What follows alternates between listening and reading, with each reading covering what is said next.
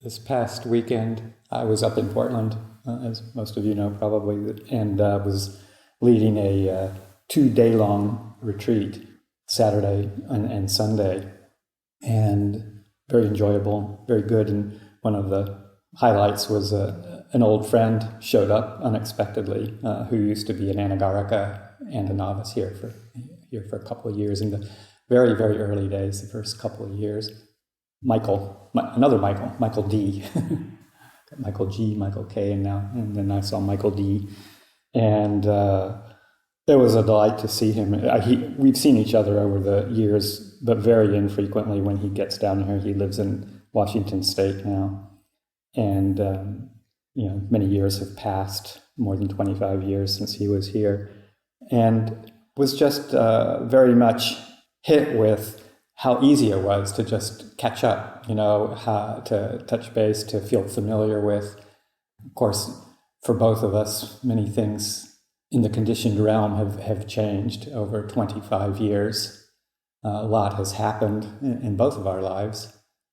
He had a career which he is now retired from in some sort of IT position, and he retired after doing that for 25 years or so. He's still in his mid-50s, but I did that for a long time and got married and got divorced, as people do over a long period of time, and has had bouts of illness and recovery, and seen his father in the early year of right when the pandemic started. His father got COVID and was dead in 5 days, and then he himself got it last year. Very severe, had to be hospitalized, but was able to get pulled through. All sorts of things happening in his lungs, but made it through and is back again. Then he's had back problems, disc surgery, etc. And then now it's in abeyance. So we all have our stories of these kinds of ups and downs and transitions. But just to see him and have some time to talk with him, and the ground all felt so familiar. It was like almost a seamless kind of a feeling of catching up on the worldly details, but also just tapping in with the Dhamma as our common theme with each other. And just reflecting on how all of our external circumstances, the people around us, the people that we're with, and people come and go, come again, go again, as we do, each individual.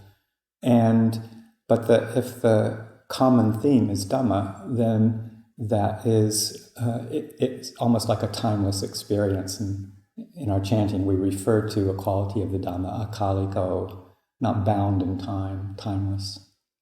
And I think that is so true, that if we keep Dhamma practice at the center of our focus and don't get too lost in the conditions of the world, we can still navigate, do what we need to do, make our plans, fulfill our roles, do the tasks of the day. We can do it with clarity, though, in a sense of passing phenomena, and tune into that unchanging nature of the knowing quality, the truth in the Dhamma with a capital D, the truth of the way it is, the truth of the moment right here and right now.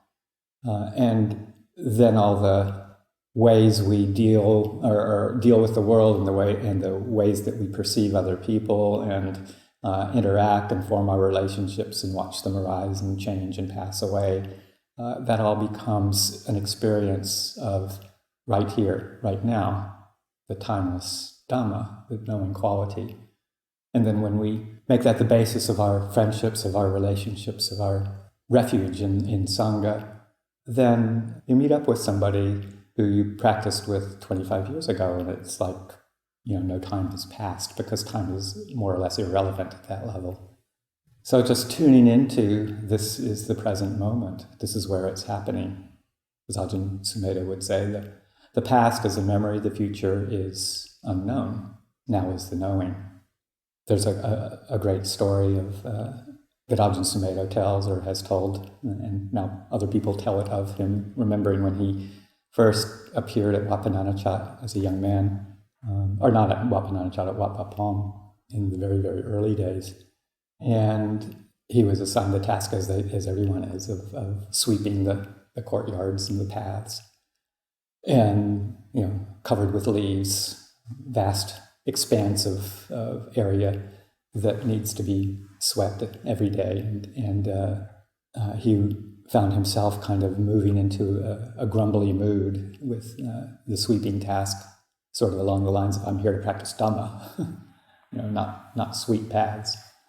And found himself in that kind of mood. And then, I think it was an Anagarika, maybe, and Pakal came by and was talking with him about the task at hand, the sweeping. And Ajahn Sumedho, his comment to this Anagarika was something like, do you mean we have to sweep this whole area?